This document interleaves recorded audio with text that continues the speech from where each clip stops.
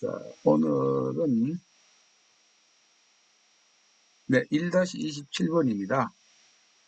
직업 적응 이론에서 개인의 만족, 조직의 만족, 적응을 매개하는 적응 유형 변이는 이렇게 묻고 있습니다. 일단은 이 문제는 문제 색깔을 보십시오. 검은색이죠. 네, 검은색 나오면은 억지로 풀려고 하지 마시고 포기해도 된다 이렇게 말씀을 드렸어요. 왜냐하면 이거 깊이 하려고 하면은 이게 그렇게 만만치 않은 문제거든요. 그래서 검은색은 포기해도 합격하는데 지장이 없는 것은 왜 그러냐면은 이렇게 검은색 문제는 거의 뭐 한 5년이나 10년 정도마다 이렇게 가끔 출제가 됩니다.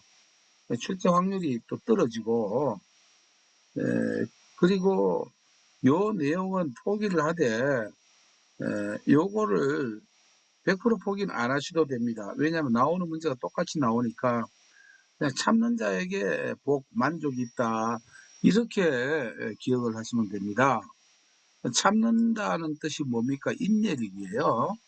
그래서 여기는 인내력이 개인의 만족, 조직의 만족, 이렇게 적응을 매개하는 적용 변의 요인이다, 변인이다, 뭐 매개 변인, 조절 변인, 이런 말을 우리가 한번 들어봤죠.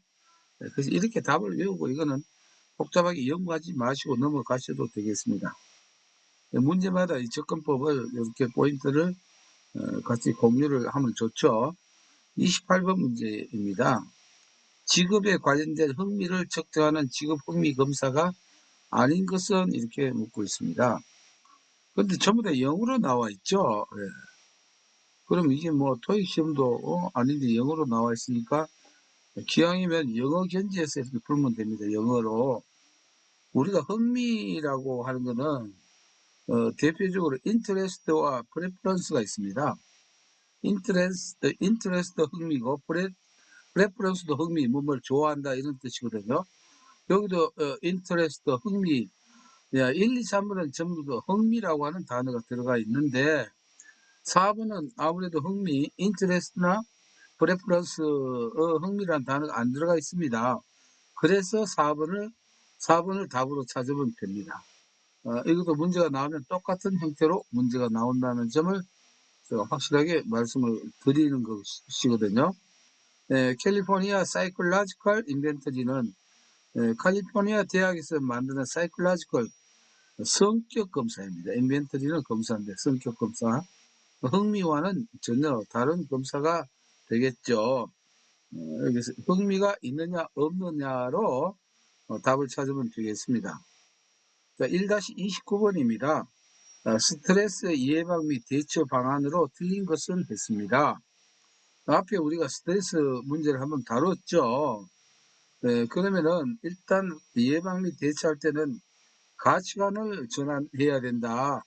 뭐 이런 것은 어떻습니까? 상식적으로 맞는 얘기예요. 2번 볼까요? 과정 중심적 사고방식에서 목표 지향적 초고속 심리로 전환해야 된다. 이렇게 돼 있는데 우리가 앞에 스트레스 이론을 기억해 보면은 과정 중심적 방식은 이게 B 성격 유형이죠. 그리고 목표 지향적 초고속 심리는 A 성격 유형입니다. A 유형이 AC 한다고 해서 스트레스를 많이 받죠. 그러니까 B 유형을 A 유형으로 바꾸니까 이게 잘못됐죠. 예방 및 대처를 하려면 제대로 하려면 목표 지향적 초고속 심리를 과정 중심적 사고방식으로 이렇게 바꿔야 한다. 이게 맞는 것이거든요. 그래서 요게 2번이 틀린 내용입니다. 괜히 스트레스 받는 A형으로 가면 안 되겠죠. 균형 있는 생활을 해야 한다. 이런 건 상식적입니다. 4번 취미 오락을 통해 생활 장면을 전환하는 활동을 규칙적으로 해야 한다. 규칙적인 생활, 스트레스 예방 및 대처가 된다는 뜻입니다. 29번 문제는 이렇게 대응을 하고요. 30번 문제입니다.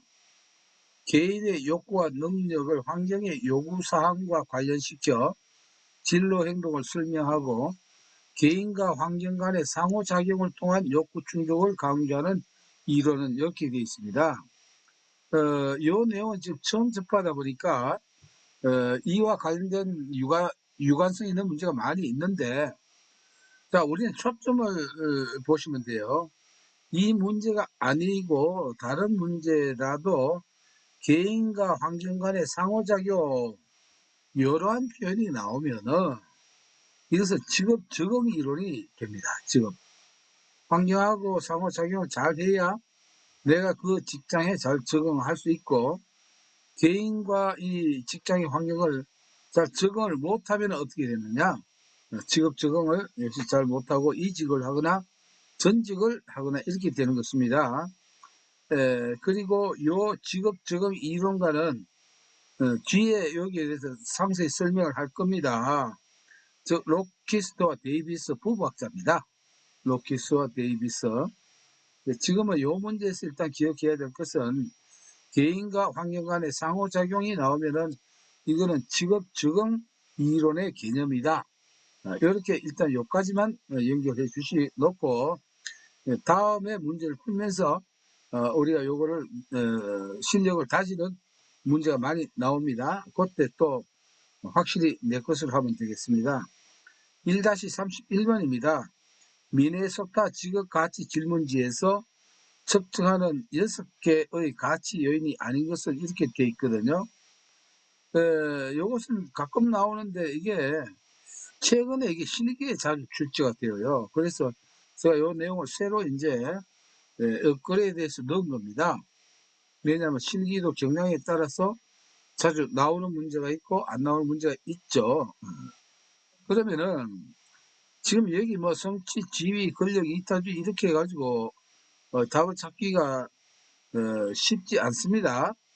그래서 이것을 쉽게 알 수 있는 것은 이지가 편안하면은 성자다, 성인군자다. 요렇게 요 내용을 생각을 하면 됩니다. 이지가 편안하면 성자다. 그래서 요렇게 키워드를 가지고 보면 이타주의 나오죠. 지위 나오죠. 이지가 편안 안 나오고 성자다 해서 성취 이렇게 세 개가 나왔어요. 세 개 나왔는데 여기에 해당되지 않는 것이 뭡니까? 이게 권력이 된다. 요거는 실기를 위해서도 우리가 요걸 준비를 해야 됩니다.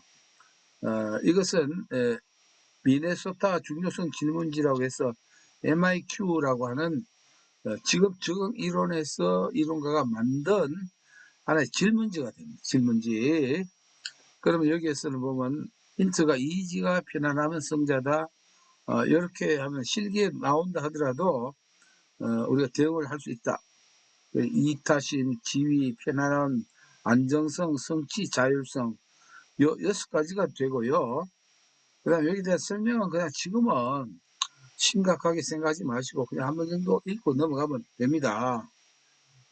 세부적인 것은 어디 가서 우리가 대화를 하느냐 하면은 실기를 할 때 요거 이제 구체적으로 어떻게 한다? 그렇게 준비하는 게 좋아요. 한꺼번에 너무 실기까지 겹치게 되면은 혼란스러우니까 필기로서는 뭐냐면 이지가 편안하면 성자다. 이렇게 하면 아닌 거 찾을 수가 있고요. 그리고 이 문제는 그 전에 나왔던 문제도 이게 똑같이 나와요. 그게 안 되면 이 뭐 권력 이거는 아니야. 이런 식으로 답을 익혀도 됩니다. 이 문제가 똑같은 형태로 나오니까 우리는 무턱대고 공부할 것이 아니라 문제가 어떻게 나온다는 것을 우리가 예측을 하고 분석을 하면은 쓸데없는 에너지를 우리가 절약할 수 있다. 이렇게 생각하면 됩니다.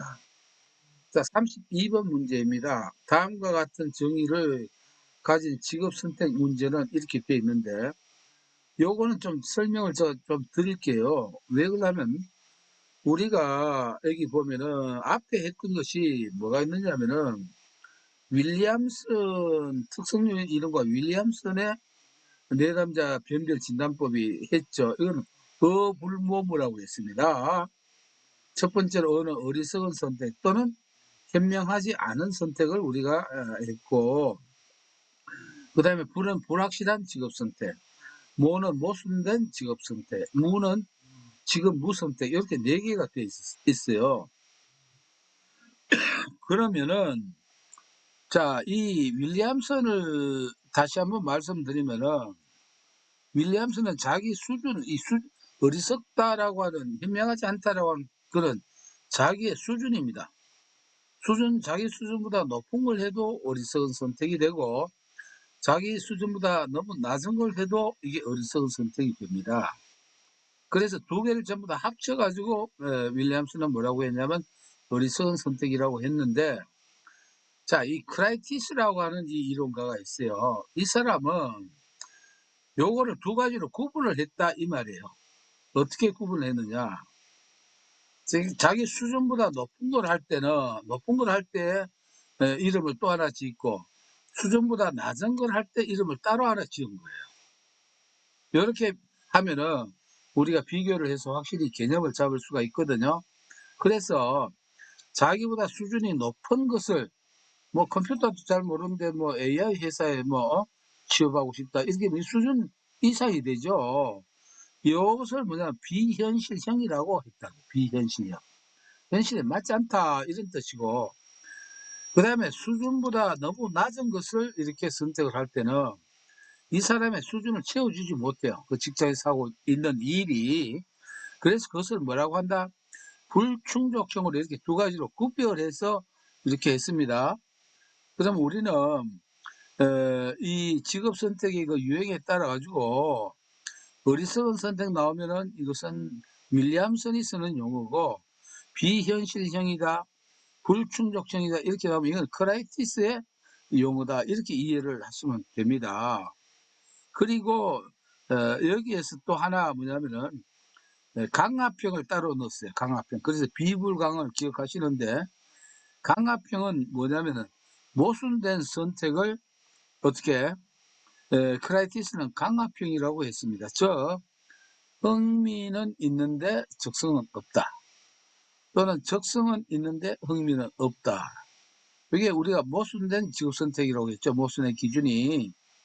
그래서 이것을 이런 경우에는 크라이티스는 뭐라고 모순된 선택이라고 하지 않고 강압형이라고 이렇게 이름을 이렇게 지은 거예요. 이게 이래서 쓸데없이 이런 걸 만들어서 우리를 상당히 머리를 아프게 지금 하고 있죠.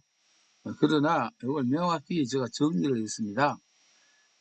요 내용은 저희 하나의 그 교재 중에 걸작 중에 하나예요. 왜냐하면 진짜 교재를 보면 이거 구분을 명확히 안 해놔가지고 보면 볼수록 헷갈리게 되어 있는데 이렇게 구분을 했다는 것을 이해해 주시면 되겠습니다. 요게 요 내용을 한번 먼저 보시고 문제부터 볼게요. 봅시다. 자신의 적성 수준보다 높은 적성을 요구하는 직업을 선택한다. 수준이 높은 거 할 때는 이게 비현실적이거든요. 비현실적. 그리고 그 다음에 자신이 선택한 직업이 흥미와 일치할 수도 있고 일치하지 않을 수도 있다. 일치할 수도 있고 않을 수도 있다고 하니까 요거는 모순된 직업 선택인데 모순된 선택을 뭐라고 했냐면 강압형이라고 이렇게 하는 거예요. 그러면은 자 이것을 이 세 가지를 통틀어서 비현실형과 불충족형과 강압형을 이거를 크라이티스는 뭐라고 했냐면 세 가지를 비현실성이다 이렇게 부릅니다. 비현실성. 성과 형이 다릅니다. 위에는 큰 카테고리는 비현실성이고 하위 카테고리는 형으로 이렇게 성형으로 구분을 이렇게 했죠. 네, 크라이티스 양반 말이죠. 이 사람 이론이 포괄적, 포괄적. 포괄이라고 하는 뜻은 뭡니까? 이것저것 다 그냥 주워 모은 거예요. 그래서 이론 중에 이 사람 이론이 가장 머리가 아픕니다. 네, 그렇지만은 하나하나씩 이렇게 정리를 하면은 명확히 우리가 자신감을 가지고 분류를 할 수 있다는 사실을 생각해 주면 되겠습니다. 그래서 지금 위의 내용은 윌리엄슨과 크라이티스 두 개를 비교한 것이고 원래 크라이티스가 한 것은 비현실성, 적응성, 결정성 세 개로 구분을 했습니다. 구분을 해가지고 비현실성을 세 가지로 구분했습니다. 비현실형은 수준보다 높은 거 할 때, 불충족형은 자기 수준보다 낮은 걸 할 때, 그 다음에 강압형은 뭐냐면 모순된 직업성, 즉 흥미와 적성이 일치하지 않는 걸로 이렇게 분류했다는 것을 우리가 윌리엄슨과 비교를 해서 하면 되고요. 그 다음에 적응성이 있고 결정성이 있는데, 적응성은 간단해요. 적응을 잘 하느냐 적응형이 있고 부적응형이 있습니다. 그러면 적응은 어떻게 해서 잘할까요? 우리는 뭐 딴 걸로 가지고 관상을 보고 이 사람이 적응을 잘한다 안 한다 이렇게 하는 게 아니고 명확한 용어가 있습니다. 그 사람이 다니고 있는 직장이 그 사람의 흥미도 일치하고 적성도 일치하면은 두 개 다 일치하면 적응을 잘 할 수밖에 없는 것이죠. 적응형은 바로 이겁니다. 흥미와 적성이 일치할 때 이렇게 적응을 잘 할 수 있다가 되고, 부적용형은 흥미와 적성이 맞는 분야를 찾지 못했습니다. 하나는 있거나 아니면 둘 다 안 맞는 경우. 제일 심각한 건 둘 다 안 맞아요. 즉 자기가 다니는 그 직장에 그 사람은 흥미도 없고 적성도 없어요. 이런 경우는 적응할 수 있을까요, 없을까요? 적응을 못하죠. 그럼 우리는 만약에 이런 부적응형을 가진 사람이 여러분들이 직업상담사 자격증을 따고 나서 상담을 받으러 왔다. 이럴 경우 이런 사람은 어떻게 대처해야 될까요? 딴 게 아닙니다. 무조건 그 직장을 떠나거나 딴 직장을 구해야 돼요. 이게 처방입니다. 아이고 나는 유능한 직업상담사 이 사람도 이 직종에 잘 적응하도록 할 수 있다. 자만을 가진 것은 매우 위험한 생각입니다. 그 사람에게도 불행을 주는 상담사가 될 수 있다. 이렇게 말씀을 드립니다. 전직, 딴 직업을 바꿔야 된다. 이렇게 봐야 됩니다. 결정성이 또 하나 있어요. 자, 우리가 적응성, 결정성 이렇게 나오면은 이것은 윌리엄슨에게는 없었던 용어죠. 이게 크라이티스의 용어가 됩니다. 다재다능형이에요. 잘할 줄 아는 게 너무 많으면 이것도 못하고 저것도 못하고 이게 백수가 될 확률이 많습니다. 주변에 그런 사람들 가끔 있을 거야. 잘하는 게 너무 많아. 이것도 잘하고 저것도 잘하고. 그래서 이런 사람은 결정을 잘 못합니다. 선택을. 우유부단형이 있습니다. 이거는 흥미와 적성에 관계없이 이 결정 자체를 못해요. 왜? 너무 우유부단해가지고. 결정 자체를 못하는 스타일이 우리의 결정성이다. 자, 일단 크라이티스에 대한 요 내용은 일단 정리는 이론적으로 여기까지 하고요. 실제 이걸 폭넓게 정리하는 건 어디에서 하느냐 하면은 문제를 풀면서 하는 게 제일 좋습니다. 지금 이론을 복잡하게 해봐야 머리에 들어가지도 않고 문제를 풀면서 익힙니다. 이게 가장 효과적이죠. 저는 어떤 거라도 문제를 풀면서 전부 다 이론을 정리를 해 나가고 있습니다. 자, 33번입니다. 다음 중 질문지법의 장점이 아닌 것은 되어 있습니다. 질문지는 이게 설문지와 같습니다. 설문조사죠. 설문지법이나 질문지법이나 같은 용어입니다. 그럼 우리는 질문지법을 잘 알기 위해서는 뭘 알아야 되냐면은 질문지법과 반대되는 이 직무분석법이 있어요. 그것을 뭐라고 하냐면 면접법이라고 합니다.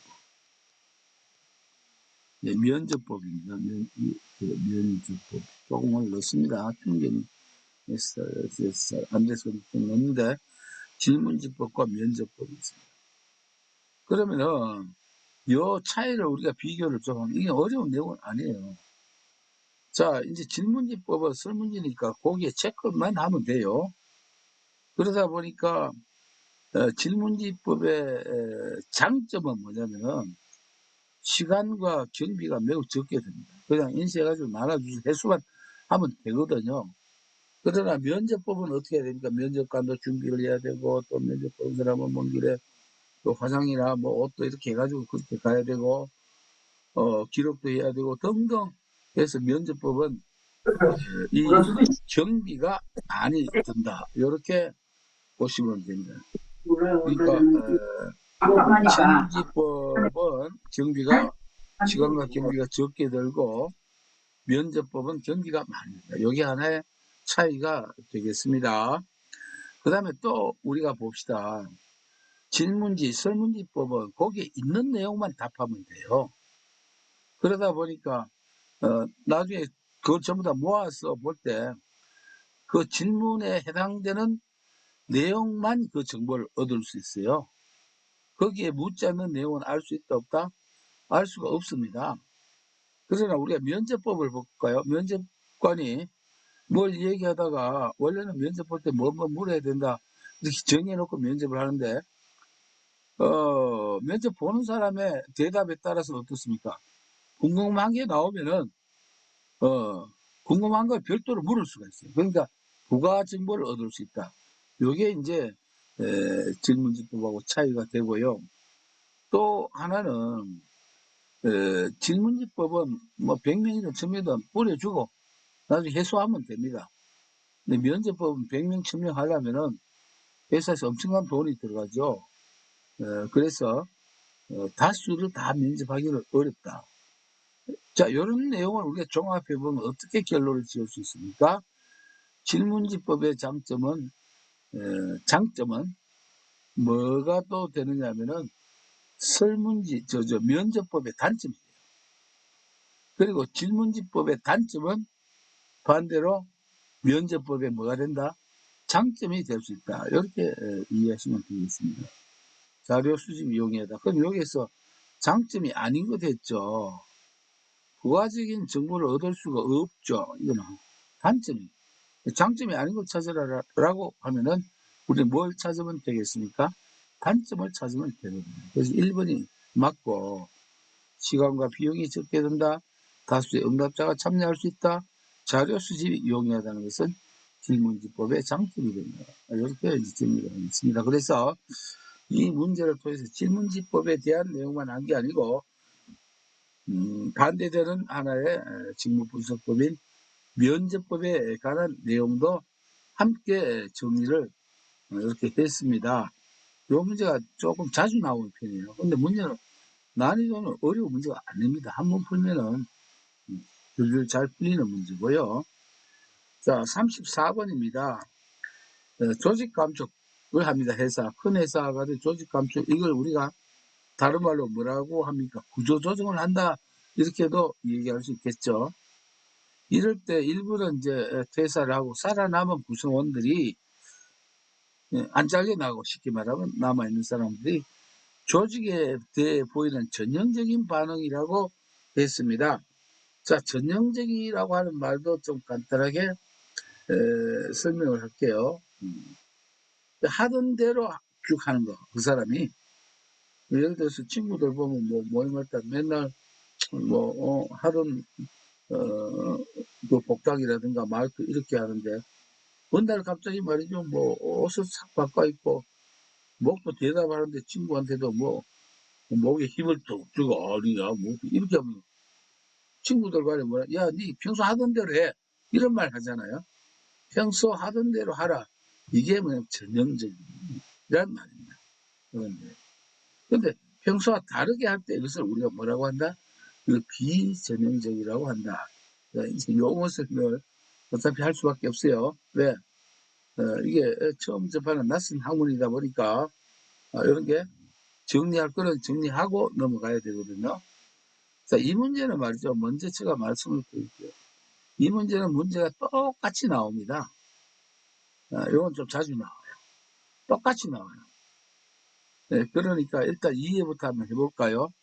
살아남은 구성원들은 조직에 대해 높은 신뢰감을 가지고 있다 했는데 가지고 있지 않습니다. 왜? 동료들이 잘려나가는 걸 보고 나는 현재는 살아남았지만은 나도 어떻게 된다, 될지 모른다, 불신이 싹트고 있는 겁니다. 그래서 이건 아니고 더 많은 일을 해야 하고 종종 불이익도 감수한다라고 되어 있는데 더 많은 일을 해야 된다고 한 것은 예를 들어서 10명이 하던 일을 5명을 구조조정해서 쫓아내 보냈습니다. 그럼 나머지 5명이 어떻게 해야 됩니까? 그 전에 10명을 하던 일을 해야 되지 않겠습니까? 그러니까 더 많은 일을 해야 되고 종종 불이익도 감수합니다. 말을 못해. 왜? 가족들에서 이건 내가 직장을 빼앗길까 싶었어. 뭐냐면은 우리 자 내가 참아야지 이렇게 한다는 것입니다.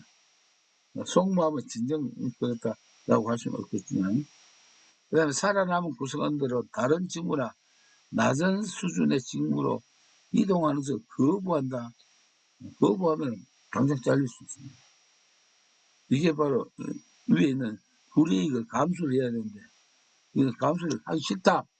이렇게 대항하는 거니까, 이거는 다음 구조조정 대상 몇 순위? 1순위에 들어간다. 이렇게 보면 되겠습니다. 자, 사업은 조직 감축에서 살아남은데 만족을 한다? 만족하지 않습니다. 조직 모집을 더 많이 한다. 왜? 불신임이 쌓였어요. 내가 아무리 열심히 해봐도 때가 되면은, 예? 나는 구조조정을 통해서 잘린다. 그래서 몰입도 잘 안 합니다. 그래서 이 문제는 설명은 이렇게 정확하게 했습니다만은 2번이 답으로 똑같이 출제가 되니까 그렇게 익히시면은 전혀 지장이 없고요. 그 다음에 35번입니다. 다음 설명에 해당하는 타당조의 종류는 이렇게 되어 있습니다. 자, 우리가 직업심리학은 비중이 제일 많은 게 뭐라고요? 심리검사입니다. 오늘 이 심리검사에 대한 이 내용이 처음으로 나온 겁니다. 나온 건데, 지금 질문은 타당도를 지금 묻고 있습니다. 타당도.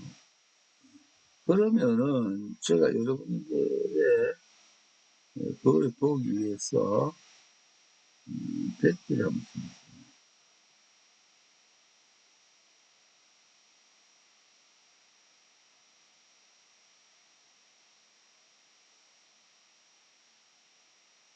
우리가 타당도 하면 같이 알아야 될 용어가 있습니다. 그게 뭘까요? 신뢰도입니다. 신뢰도는 무엇이고 타당도는 무엇인가, 그 개념이 정리가 바로 돼야 되는 게, 왜냐하면 뒤에 심리검사 이 과목은 신뢰도 타당도라고 하는 용어가 너무 자주 나옵니다. 이게 그만큼 비중이 큽니다. 그래서 우리가 개념을 파악하기 위해서 백기 화면을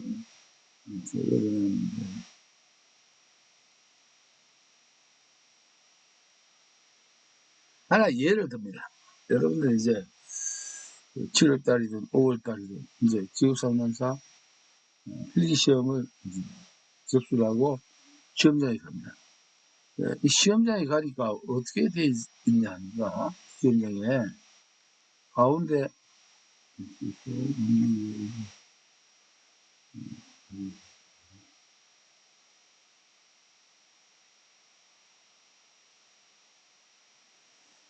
시험장에 지급상담사 시험을 치러 가는데 가운데 이런 게 있어요.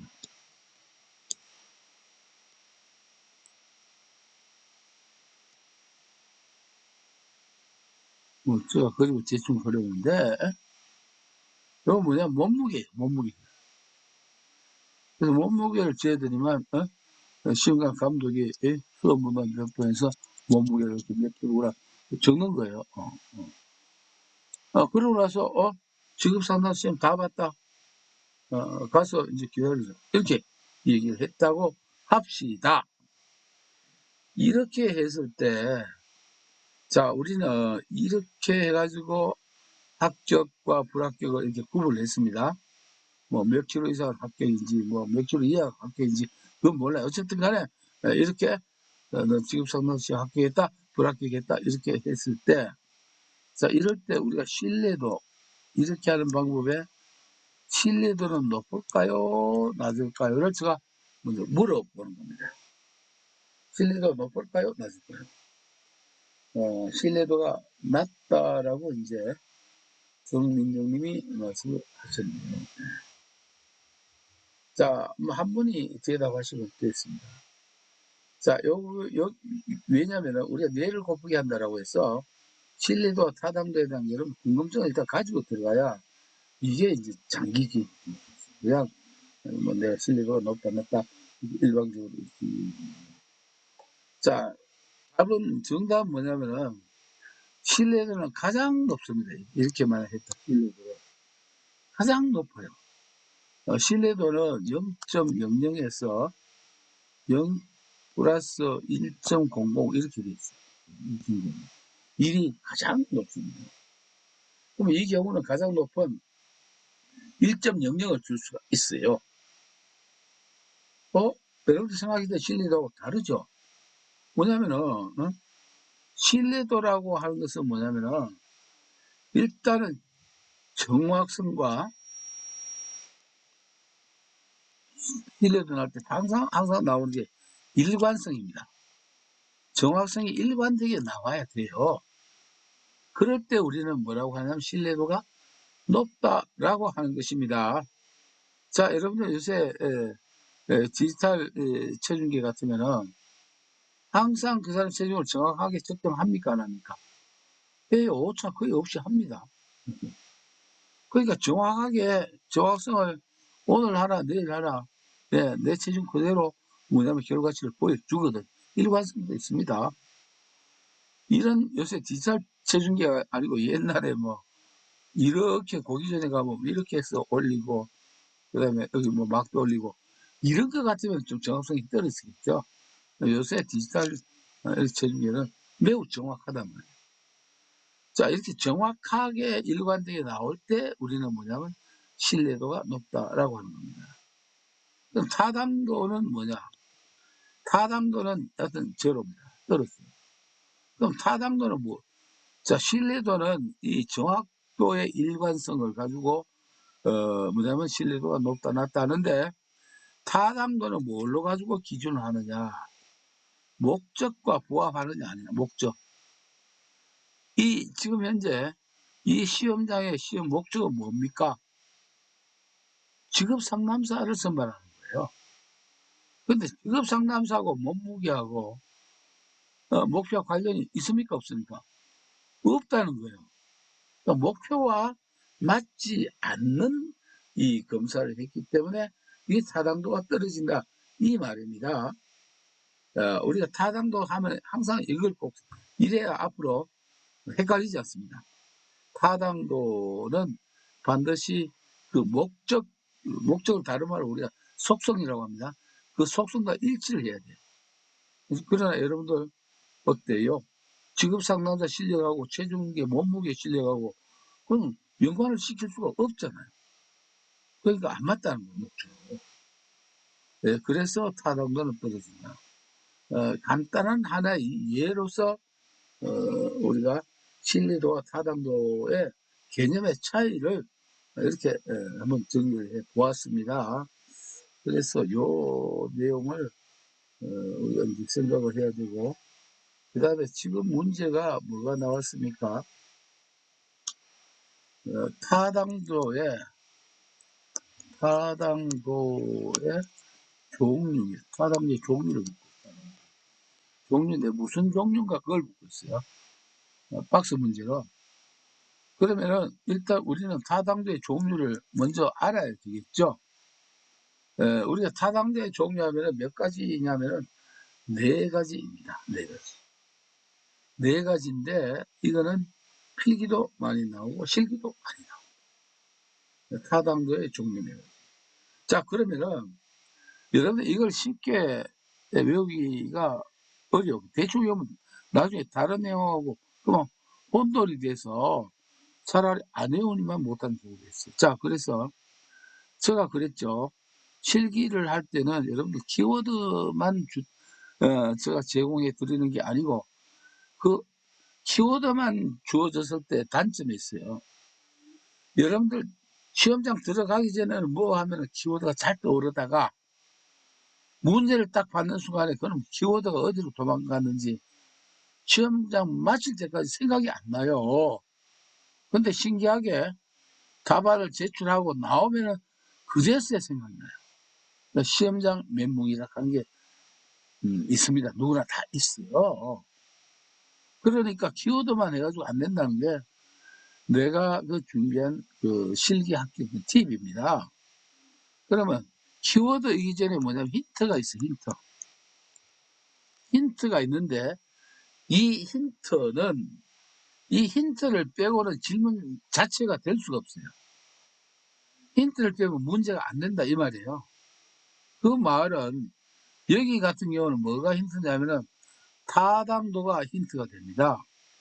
여러분들 타당도 말을 빼고 타당의 종류 몇 가지냐 하면 타당도 빼고 종류가 몇 가지냐 이게 무슨 종류를 묻는지 알 수가 없잖아요. 그럼 타당도라고 하는 반드시 들어가 있습니다. 그런데 우리는 이 타당도를 아까 개념을 정리했죠. 목적과 일치하는가, 그 목적에 부합되는가 안 되는가를 가지고 뭐 타당도, 타당성이 있다, 없다 이렇게 분류를 하는 거예요. 이때 지금 우리가 힌트로 쓸 때는 이 타당도는 그런 의미로 쓰는 게 아닙니다. 어떤 타당거리는 매우 험한 길이에요. 여기 이제 타당. 힌트를 쓸 때는 이렇게 씁니다. 너무 길이 험해요. 험하니까 예를 들어서 연약한 여인 같은 경우는 이 길을 걸어 못 가죠. 너무 험난해서 타당거리 갖고. 그러면은 옛날에 이런 길을 어떻게 걸었습니까? 옛날에 구루마 타고 그랬어요. 구루마 타고 옛날에 뭐 자동차 없고 하니까 구루마 타고 이제 가는 거예요. 그래서 이렇게 타당도의 종류 4가지를 익힐 수 있는 것은 타당거리는 길이기 때문에 준비한 구루마를 타고 안내를 받아서 이렇게 간다 해서 준구 안내가 됩니다. 준구 안내. 그러면은 요게 이제 뭐냐면은 준구 안내가 나오기 전에 힌트가 이제 타당도가 되고 타당도 때문에 뭡니까? 키워드가 준구 안내 이렇게 나와요. 저는 실기 문제 대부분을 이런 식으로 했기 때문에 몇 번 익히면은 여러분들 실기를 설명하시고 뭐 어떻게 하면 어렵지 않게 술술 나오게 이렇게 돼 있다. 이렇게 보시면 됩니다. 그러면 이제 요게 나오면은 이제 여기 살을 이제 붙이면 돼요. 준거 타당도, 그 다음에 구성 타당도, 그 다음에 앞면 타당도, 그 다음에 내용 타당도, 이렇게 돼요. 준거 타당도, 구성 타당도, 앞면 타당도, 내용 타당도. 이렇게 구분이 되는데, 지금 녹화 시간이 너무 길면 곤란하지. 이렇게 빨리 일단 정리를 하고 넘어갈게요. 준거 타당도는 무슨 뜻이냐 하면은, 앞서 아마 그게 한번 했을 거예요. 준거와 규준의 차이. 학자들은 자꾸 뭐 준거, 규준 이런 말을 많이 쓰는데 쉬운 말로 하면은 준거는 절대평가요. 규준은 뭐라고요? 상대평가일 경우에 우리가 규준이라고 합니다.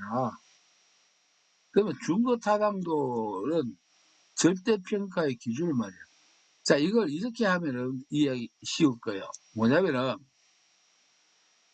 준거가 타당한가 아닌가 이걸 이제 묻는데 지금 현재 직업 상담사 합격은 몇 점입니까? 평균 60점이죠. 그러니까 여러분들 보니까 60점 같으면은 합격하려고 하면은 그래도 60점은 맞아야지. 그러니까 여러분들이 거기에 수긍을 합니까 안 합니까? 해요. 그 준거에 대해서. 왜냐면은 이게 절대평가거든요. 60점 같은 건 그거는 60점 넘으면 모두 다 합격할 수 있어요. 60점 넘지 못하면 한 사람도 합격 안 할 수가 있어요. 이게 상대평가하고 다른 거예요. 그런데 준거 타당도라고 하는 건 만약에 내일 방송에 이게 나왔어요. 앞으로 직업상담사 시험은 평균 95점 이상이어야 합격한다. 이렇게 만약에 갑자기 광고가 나왔다라고 합시다. 그러면 여러분들 어떨까요? 직업상담사 시험 준비할까요? 안 할까요? 하다가도 어떻게 할까요? 포기할 겁니다. 왜? 준거가 너무 높다는 거예요. 준거가 95점 하려면 완전히 그 내용을 전부 다 박사처럼 그렇게 알고 있어야 되는데 그러니까 포기를 하는 거예요. 그래서 우리가 직업상담 시험을 예를 든다라고 하면은 평균 60점 맞아 이렇게 인정할 수 있지만은 준거를 그러나 95점 하면은 인정 못해. 차라리 포기할게. 이렇게 됩니다. 이게 중거타당도입니다. 근데 반대되는 예를 한번 말씀드려볼게요.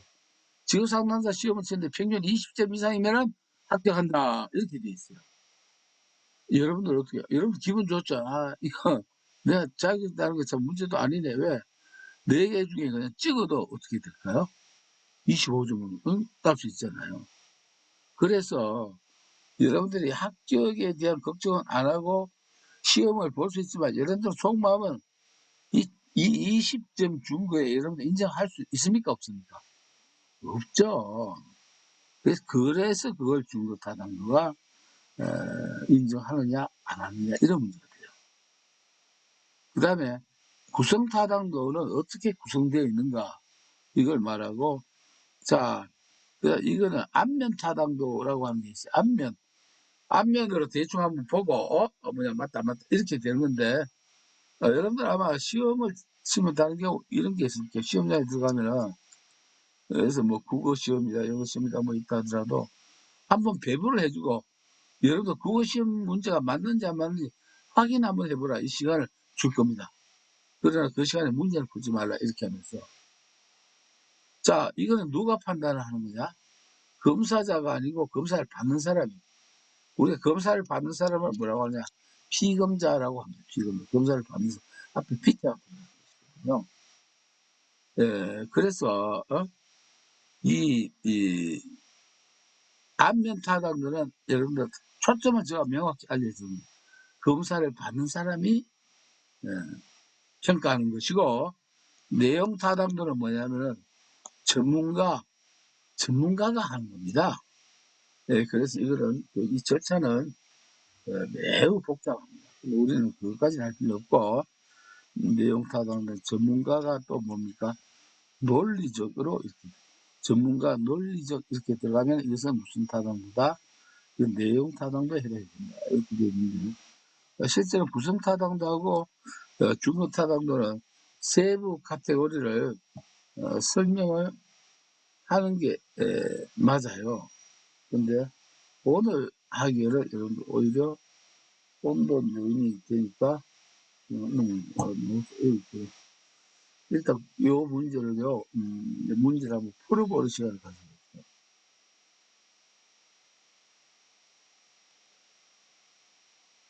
네.